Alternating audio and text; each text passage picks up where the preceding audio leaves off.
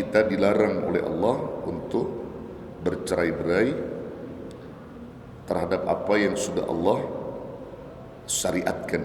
Jadi jangan sampai kita menceraikan diri kita terhadap syariah yang sudah Allah sampaikan melalui Rasulullah sallallahu alaihi wasallam. Nah, berikutnya penjelas daripada firman Allah surah Al-Imran, ya, wasiat takwa ini. Bismillahirrahmanirrahim. Faqauluhu ta'ala, ya ayyuhalladzina amanu taqullaha haqqa tuqatih. Allah berfirman, wahai orang-orang yang beriman, ittaqullah, bertakwalah kalian kepada Allah haqqa tuqatih, dengan takwa yang sebenar-benarnya. Nah, ini ayat saya kira bukan ayat yang asing di telinga kita, saudara ya. Sering kita dengar, karena ayat ini sering dipakai oleh khatib yang sedang berkhutbah di setiap Jumat, ya, kadang memakai ayat ini.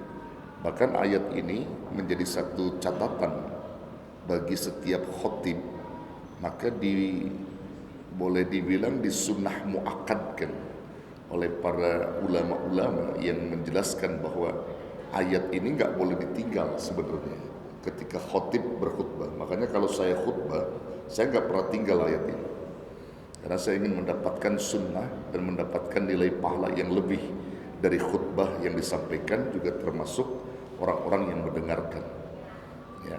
Dan Rasulullah sallallahu alaihi wasallam ketika beliau berkhutbah dalam konsep khutbah Jum'ah, khutbah Aid, beliau nggak pernah tinggal ayat ini, nggak pernah beliau tinggal.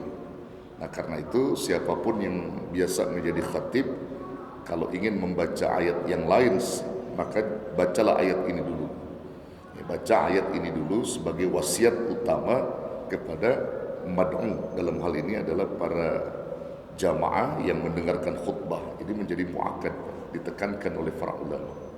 Nah, jadi saudara bisa paham ayat ini karena sering didengar di telinga kita. Ya ayyuhalladzina amanu taqullaha haqqa tuqatih. Wahai orang-orang yang beriman, bertakwalah kalian kepada Allah dengan takwa yang sebenarnya. Dalam syarah kitab ini ditegaskan amrun minhu azza wa ala li'ibadihil mu'minin bitaqwahu. Ayat ini merupakan amrun. Amrun itu merupakan perintah. Jadi amrun artinya perintah, ya, perintah.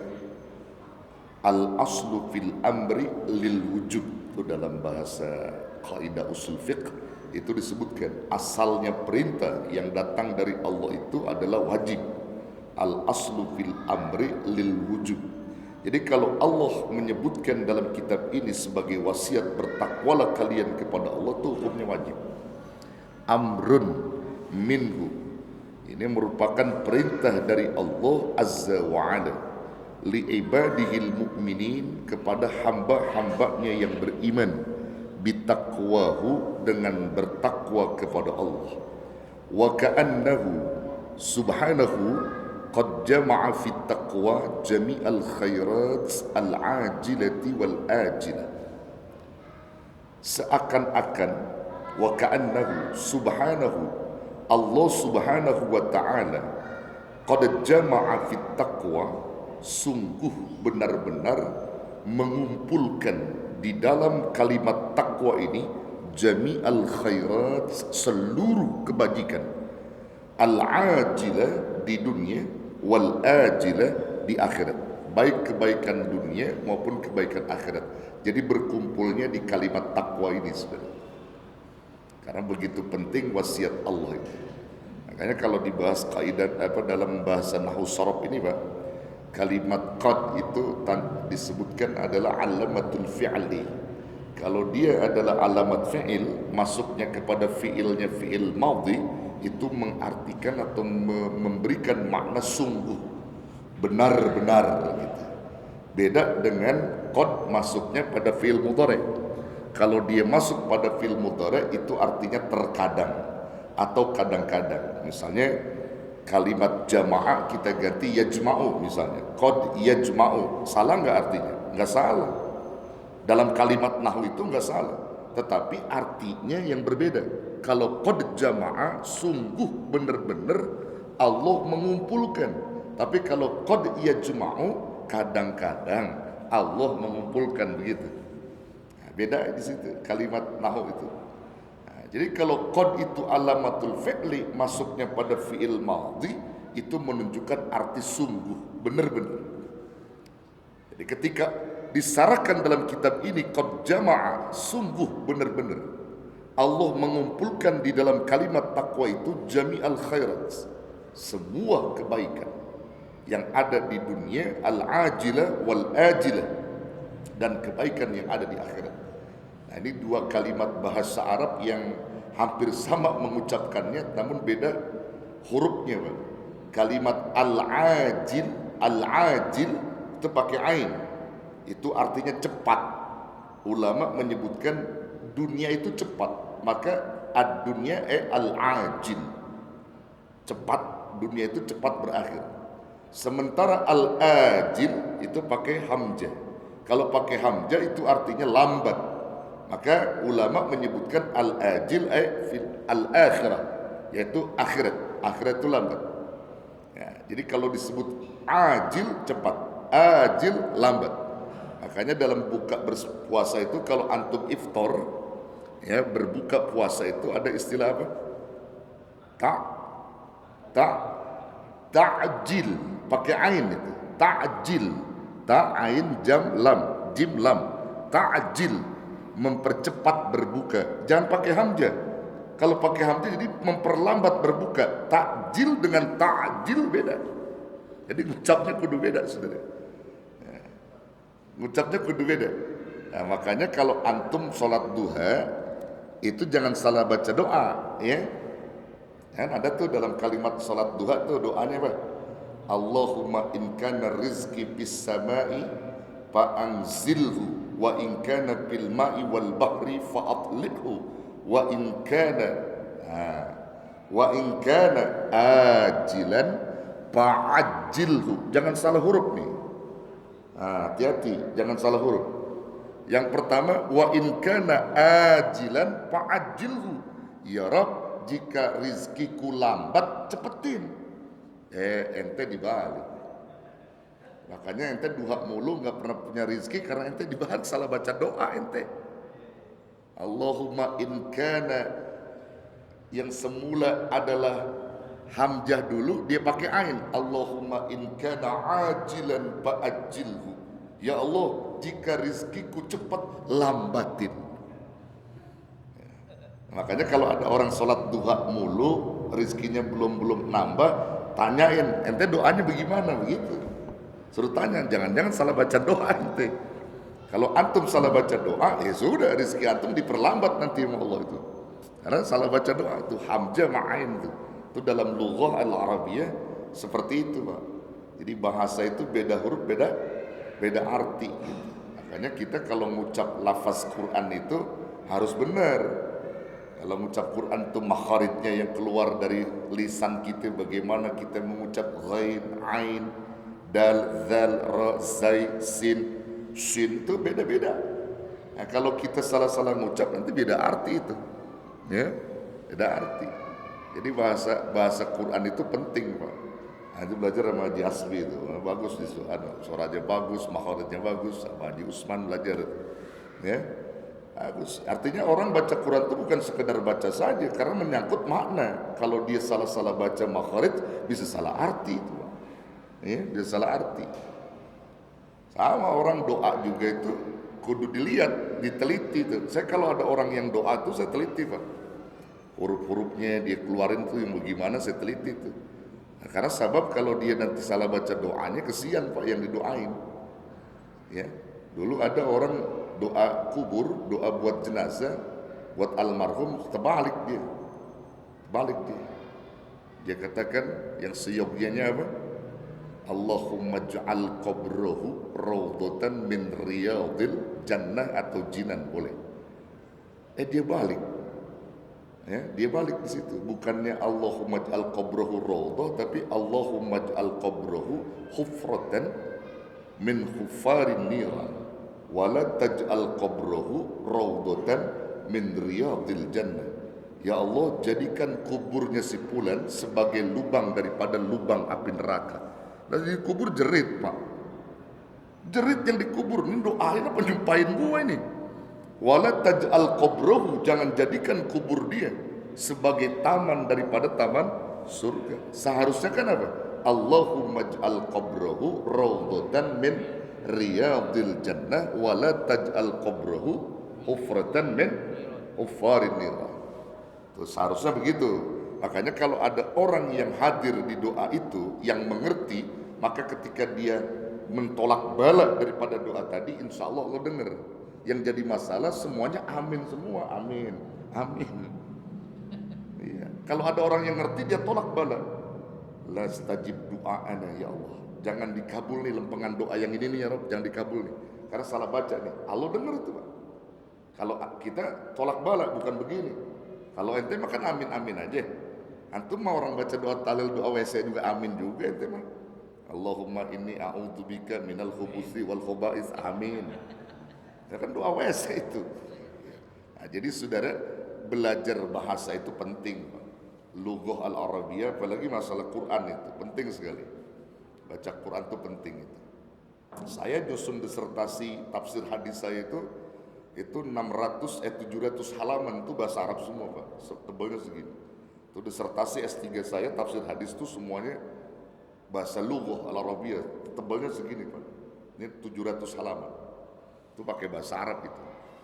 Yang enggak pakai ini, pakai bahasa Arab semuanya, gundul semua itu. Waktu pengujiannya juga prof itu yang ngujinya itu. Tuh, makanya gelar-gelar kedoktoran saya itu ngambil tafsir hadis itu bukan pakai bahasa Indonesia, pakai bahasa Arab gitu ininya. Nah, karena itu penting bagi bapak-bapak, saudara-saudara semua ya untuk mempelajari hal yang demikian. Ya, jadi sekali lagi saya katakan bahwa di dalam kalimat takwa ini Allah sungguh benar-benar mengumpulkan kebaikan-kebaikan baik di dunia maupun di akhirat. Itu adanya di kalimat takwa. Summa, kemudian amrun ibadahul mu'minina biha.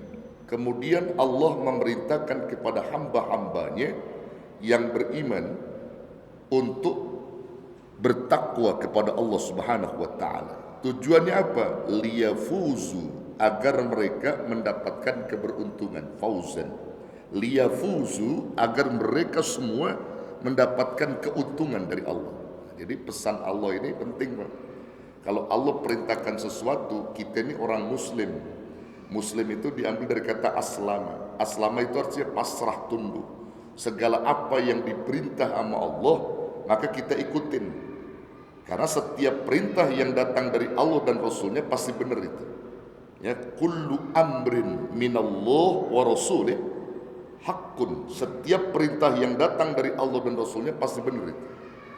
Dan mesti ada manfaatnya. Kita orang yang beriman, Muslim yang beriman, sami'na wa ata'na, lakukan apa yang diperintah. Jangan pernah meragukan. Itu konsekuensi, Pak, orang beriman.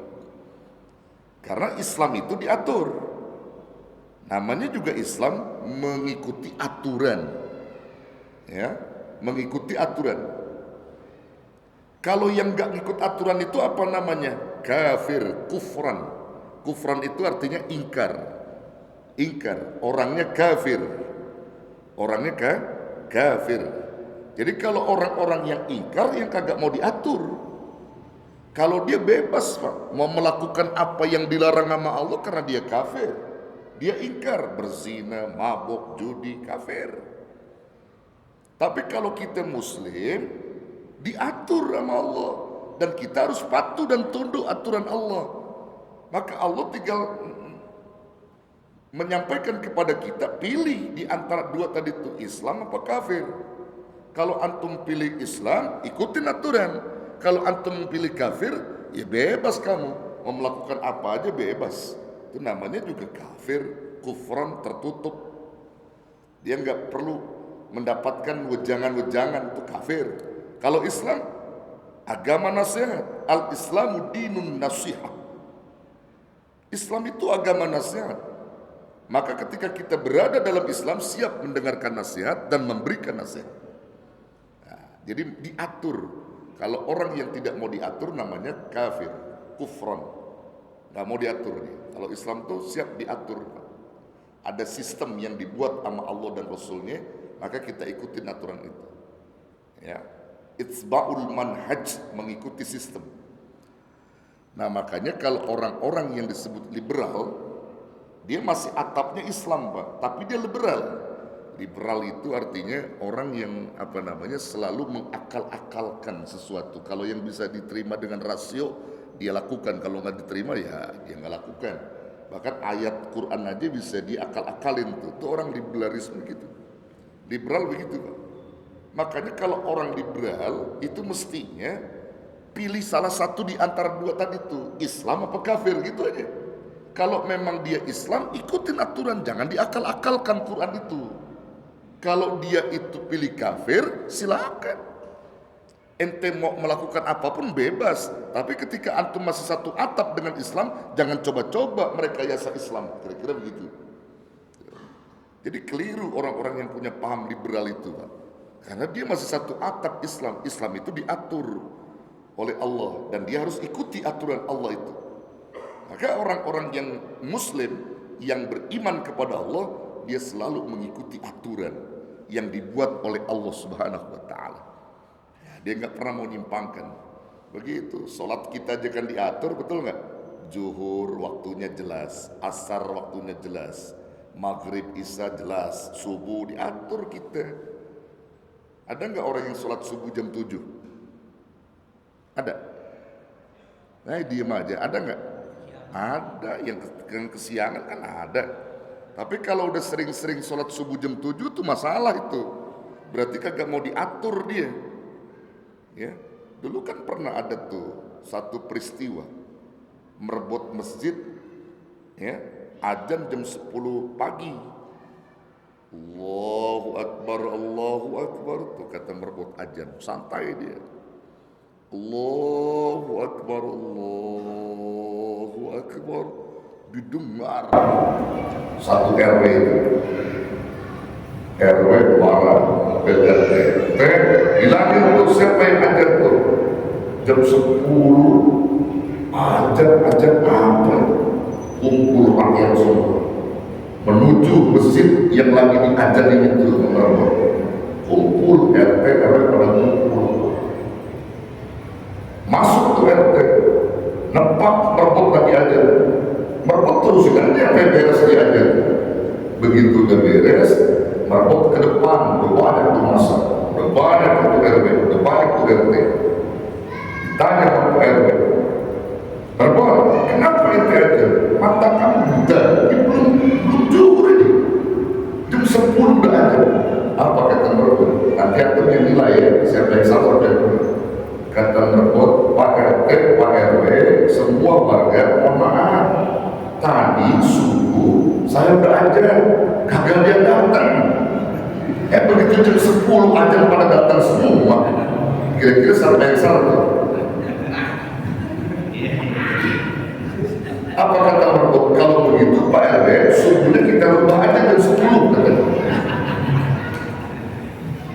Ya kira-kira yang salah yang mana? Merebut mesin yang ada apa RT? Hah? Bener salah, merebut 10 aja. Ini artinya tamsil, Pak. Contoh, ini orang-orang begitu waktunya ditentukan Allah, nggak ada yang datang tuh aja. Begitu yang dilepas daripada waktu, ada pada marah-marah. Ya lantaran katanya belum waktunya. Tadi udah waktunya subuh, nggak ada yang datang. Ya, ini juga pelajaran buat kita, Pak. Ya, buat kita. Nah, jadi Islam itu agama aturan yang siap diatur. Kalau kita Muslim, siap diatur. Siap diatur. Kalau kita sudah siap diatur, insya Allah hidup kita bakal berkah. Nah, jadi ketika Allah perintahkan kalimat takwa kepada orang beriman ini, tujuannya lain, liyaqulu, agar mereka semua mendapatkan keberuntungan. Wa yadhfaru bima ja'ala fiha min al-khair was-salah was-sa'adah wal-falah, dan juga untuk memperoleh apa yang menjadikan Allah dalam takwa itu minal khair, dari kebaikan, wassalah, keberuntungan, wasa'adah, kebahagiaan, wal falah, dan keuntungan yang luas, rahmatan bi'ibadihil mu'minin, sebagai rahmat bagi hamba-hamba Allah yang beriman. Jadi Allah perintahkan kita takwa itu tidak main-main, ngasih kita keuntungan. Makanya orang-orang takwa dalam versi Sayyidina Ali itu punya ciri ya.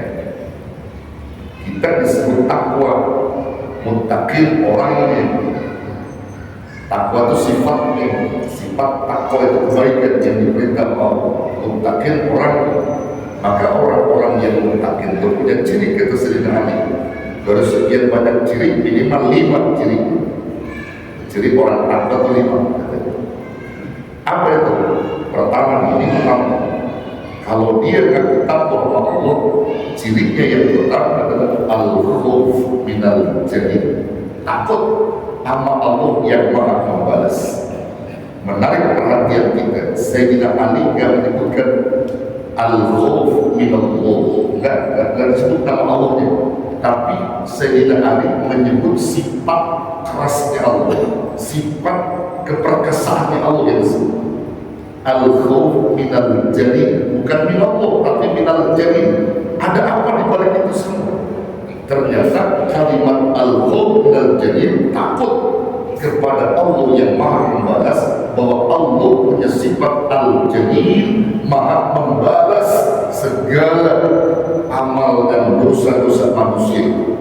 Jadi siapapun yang berbuat kebaikan dibalas baik, siapapun yang lakukan keburukan dibalas. Makanya kalimat al-jalil dipakai dalam cerita.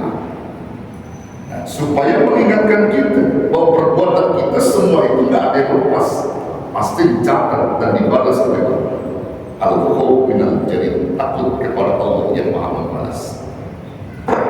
Sehingga kita nggak mau lagi melakukan satu perbuatan yang apabila kita berbuat sesuatu yang keliru, maka dibalas dengan sesuatu yang keliru, itu yang salah, mendapatkan dosa. Kalau orang beriman pengennya mendapatkan pahala, yang mendapatkan pahala.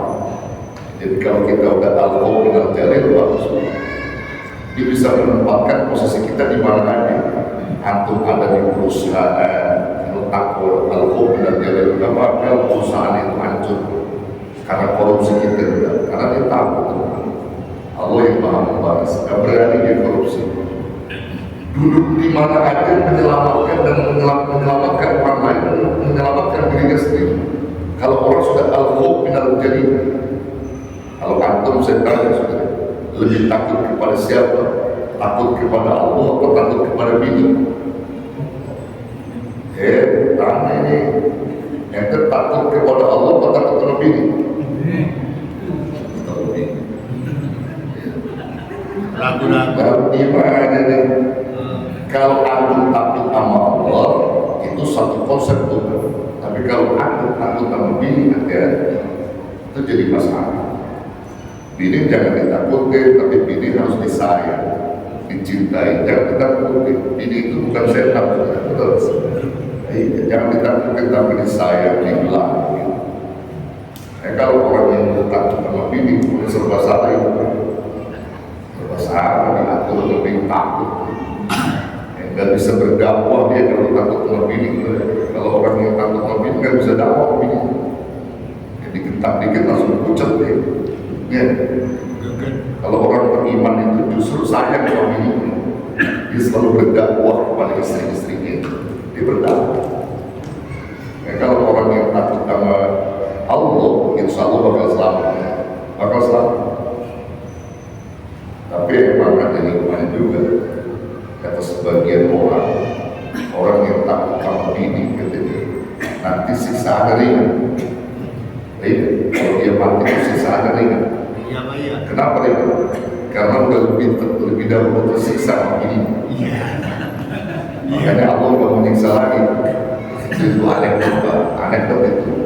Ya, kalau takut sama bini, siksaan ringan karena udah lebih dulu tersiksa. Ini penting Pak, kalau orang udah takut sama Allah, bakal selamat. Dunia akhirat dia bakal selamat. Ya, dia bakal selamat. Al-khawf minal jalil, menempati posisi pertama. Lalu ciri yang kedua, Waridha bil qalil. Orang takwa itu ridha, menerima sesuatu yang sedikit. Jadi kalau Allah kasih sesuatu yang dikit itu dia terima. Itu orang takwa. Gak pernah dia berkeluh kesah dari apa yang telah diberikan Allah. Al-ridha bil qalil. Waridha bil qalil ini menjadi satu tantangan juga nih Pak. Banyak orang-orang yang mau menerimanya banyak mulu, kalau dikit dia gak menerima, betul? Maunya yang banyak mulu, yang dikit dia gak menerima. Padahal aku udah ngajarin, kalau Allah sudah takdirkan kamu rizkimu sedikit, ya terima dulu. Terima, karena memang itu keputusan Allah. Jangan kita bermimpi yang macam-macam, udah terima aja dulu. Syukuri yang sedikit itu. Maka lama-lama bakal jadi bukit. Kalau orang takut itu begitu, rezeki yang dikit itu disyukurin dulu. Dia gak pernah mau dia membangkang dari apa yang diberikan Allah. Al-ridha bil qalil. Ridha apa yang dikit. Kalau yang dikit udah ridha, insyaallah yang banyak bakal ridha. Itu dalam satu hadis disebutkan oleh Nabi, man lam yaskuril qalil lam yaskuril katsir. Orang yang tidak bersyukur sama nikmat yang sedikit, maka dia gak bakal bersyukur dengan nikmat yang banyak, kata Nabi. Sedikit aja dia gak syukur, bagaimana lagi? Gak bakal syukur. Tapi kalau dia mau belajar bersyukur, yang dikit-dikit dulu dia syukurin. Nanti yang banyak apalagi, dia bakal jauh lebih bersyukurin. Dikit dulu dia bersyukur. Ini jangan menjadi alasan. Ayat saya cuma satu, jadi saya harus gantian sama istri di rumah, makanya saya gak sholat jamaah. Itu gak bersyukur. Bukan begitu caranya sebenarnya. Sholat berjamaah aja sampai dihilangin sama kita. Tetap kita sholat berjamaah. Jangan sampai jadi dalil alasan bahwa kayak kita cuma satu. Kayaknya orang sekarang belum pernah ada yang punya kayak satu ini. Nggak ada, minimal banget 2 atau 3 dia punya. Dulu di zaman Salawat itu begitu. Alasan tuh Salawat itu. Salawat kalau habis sholat sama Nabi itu buru-buru pulang.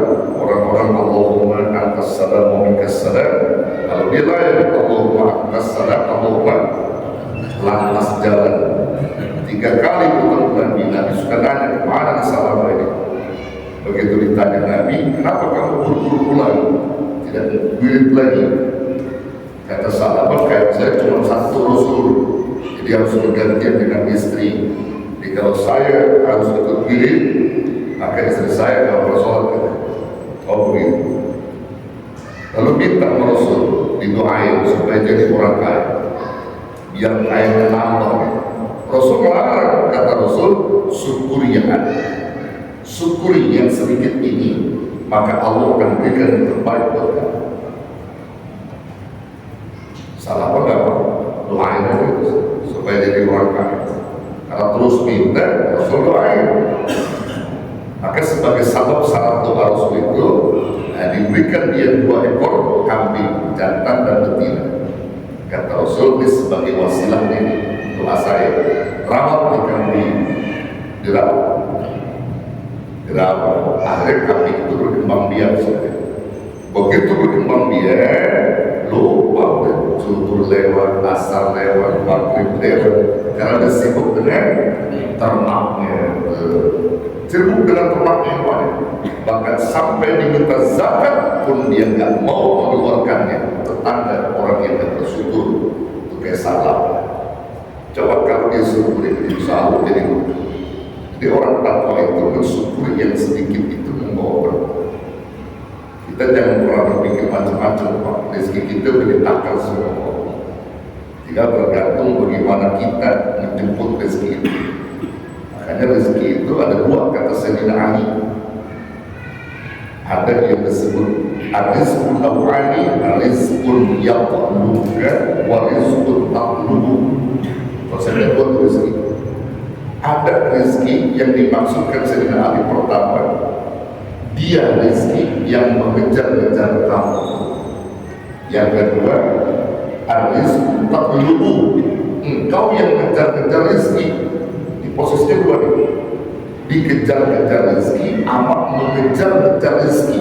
Kira-kira antum posisinya mana? Dikejar-kejar rezeki apa mengejar-ngejar rezeki? Pengennya yang mana pengen? Dikejar-kejar. Kalau mengejar rezeki capek sudah, betul. Orang yang dikejar rezeki itu, kata Sayyidina Ali, itu adalah fadilah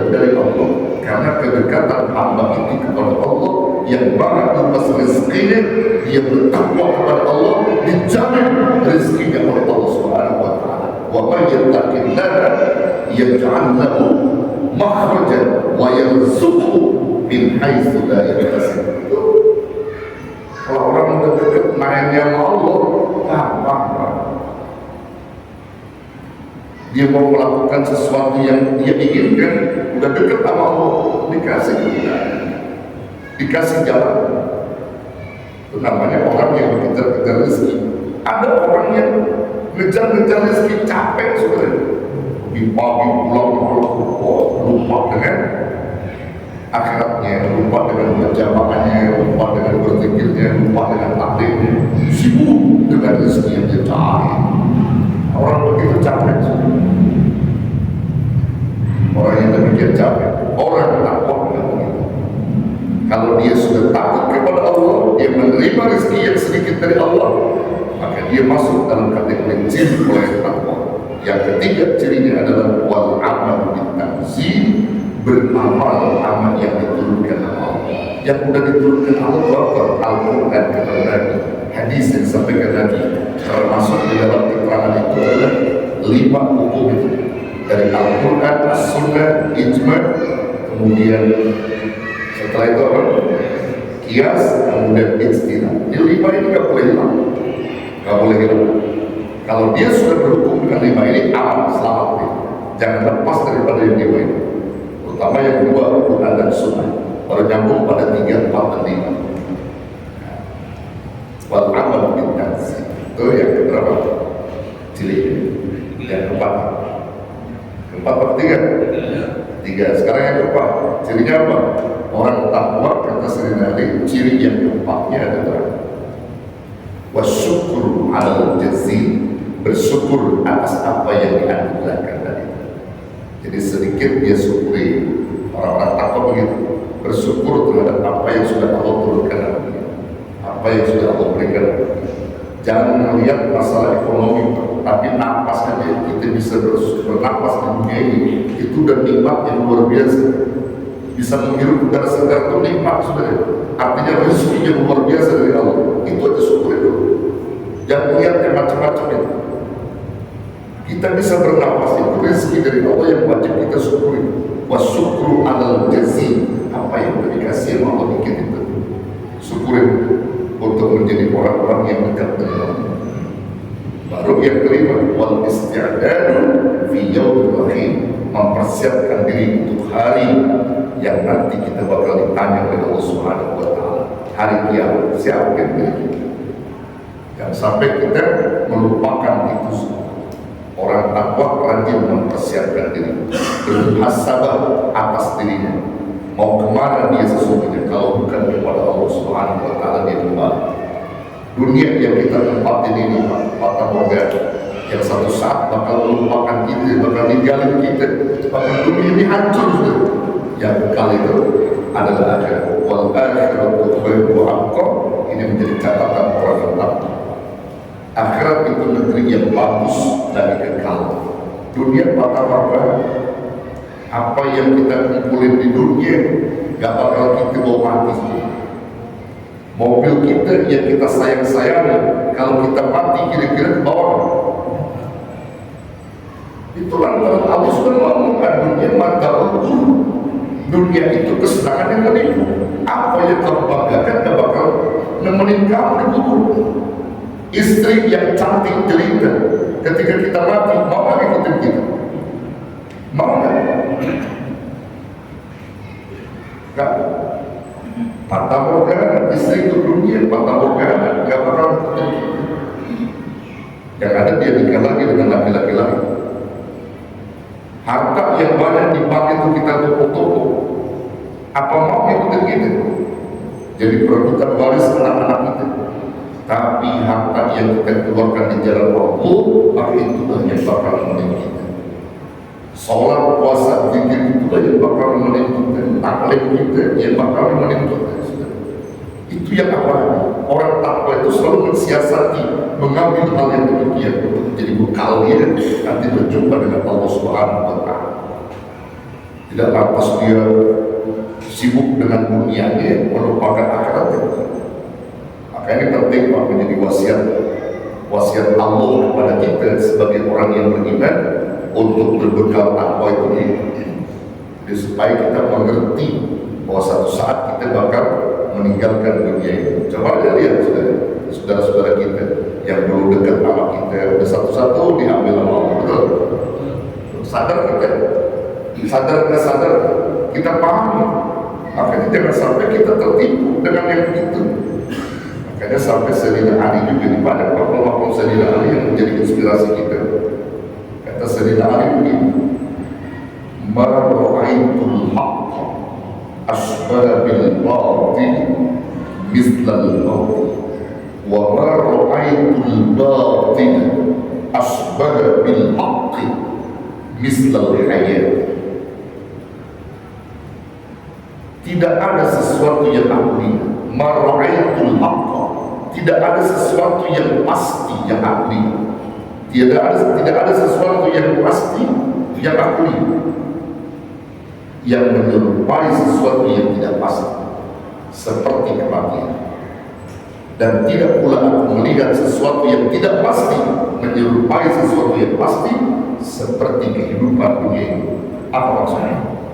Al-maut adalah sesuatu yang pasti, namun umumnya orang menganggap bahwa maut itu adalah sesuatu yang tidak pasti, sehingga dia lupa dengan itu semua. Sementara al-hayat, kehidupan dunia itu yang gak pasti. Hidup di dunia ini gak pasti, saudara. Tapi justru manusia menganggapnya bahwa hidup di dunia itu adalah sesuatu yang pasti, sampai melupakan yang pasti. Makanya sering saya katakan, pastikan sesuatu yang pasti dengan segala kepastian, dan jangan pernah pastikan sesuatu yang enggak pasti dengan segala kepastian, karena itu akan celaka. Pastikan segala sesuatu dengan kepastiannya. Maksudnya di situ kita tentukan bahwa diri kita itu ingin selamat di akhir, selamat dunia, selamat akhirat. Kita selalu ingat apa yang namanya mati. Orang banyak ingat mati, banyak ingat mati. Hidup ini gak pasti. Hidup gak pasti. Belum lama tuh saya baca di harian Tempo, rapor masjid, kalau sehat, bukan ngaji begini, ngaji rapor masjid, senderan orang melek pakai toto mati. Makanya kalau ada yang senderan orang melek, sudah ada yang tidak jauh. Artinya kita nggak pernah tahu loh. Yang begitu-begitu kita nggak pernah tahu. Kalau kita udah banyak persiapan diri kita ke arah itu, nah itu menjadi keuntungan. Yang jadi masalah belum banyak persiapan, udah mati, itu jadi masalah. Jadi masalah sebenarnya. Kalau model-model antum nih hadir di majelis ilmu, datang malaikat maut berkah, insya Allah sahih. Sahih sudah. Mau antum mati di majelis ilmu? Baik, mau mati. Sahih saudara terjadi Nabi, orang yang mati di majelis ilmu sahih. Ini yang perlu dipikirin sama kita, Pak. Direnungin sama kita. Ya Allah, coba deh orang kalau udah 50 ke sono udah banyak dirasa. Betul? Ada kencok, ada kesampuran ya. Itu udah tanda, Pak. Mata udah mulai. Itu udah 50 ke sono udah banyak dirasa. Dia jasa ya. Udah banyak dirasa. Lagi paling kalau beliau seorang soleh pada enak. Jadi masalah orang-orang yang belum soleh gimana itu? Jadi perbanyak untuk kehidupan yang hakiki di akhirat itu banyak dirasa. Orang-orang pada 50 kudu nyadar diri kita. Ya, sampai dikatakan oleh para ulama kita, orang kalau udah 50 mainnya pasti capek. Emang udah waktunya. Jadi 50 masuk nongkrong dan satu bergaplek kayak gitu. Di sini kan. 50 sore udah macet. Ya. Macet bener agak boleh sudah. Tapi ingat dong, waktunya sholat, waktunya ngaji gitu. Ya kita mau kemana dan menuju Allah ya. Ini penting Pak dulu di batas ilmu diingetin kita, samping ingetin saya juga, yang ingetin semua. Itulah orang-orang takwa. Jadi pesannya begitu Pak, wasiat Allah. Allah a'lam bishawab. Udah aja. Boleh. Baiklah saudara, karena ini waktunya bahas panggil di atasnya. Nanti kita lanjut lagi pada pertemuan berikutnya insyaallah. Sama-sama kita berdoa kepada yang keribu, kepada yang rahmat, kepada yang rahim. Amin ya Allah ya Rabbal alamin. Bismillahirrahmanirrahim. Alhamdulillahirabbil alamin. Alhamdulillah wa yukafi nasihi ya Rabbana lakal syukur. Wa lakal hamdu kama yanbaghi li jalali wajhikal karim wa li 'azimi sultanik. Allahumma shalli wa sallim wa barik ala sayyidina Muhammad wa ala ali sayyidina Muhammad. Allahumma ighfir lana dhunubana wa li walidina warhamhum kama rabbayana shaghira. Rabbana anfa'na bima 'allamtana wa bi'ilmina alladhi yanfa'una. Rabbi faqihna wa faqih ahlana wa qarrib lana fi dinina. Allahumma ahdina bihudaka waj'alna mimman yastami'una al-qawla wa la tuwallina waliyana wa la taj'alna mimman khalaqa wa asma. Hasbunallahu wa ni'mal wakeel. ربنا آتنا في الدنيا حسنة وفي الآخرة حسنة وقنا عذاب النار. وصلى الله على خير خلقه سيدنا محمد صلى الله عليه وسلم بفضله والحمد لله رب العالمين. السلام عليكم ورحمة الله وبركاته. Waalaikumsalam warahmatullahi wabarakatuh. Terima kasih kepada kita dan kita semua. Alhamdulillah subhanallahumma wa bihamdika asyhadu an la ilaha illa anta astaghfiruka wa atubu ilaik. Assalamualaikum warahmatullahi wabarakatuh.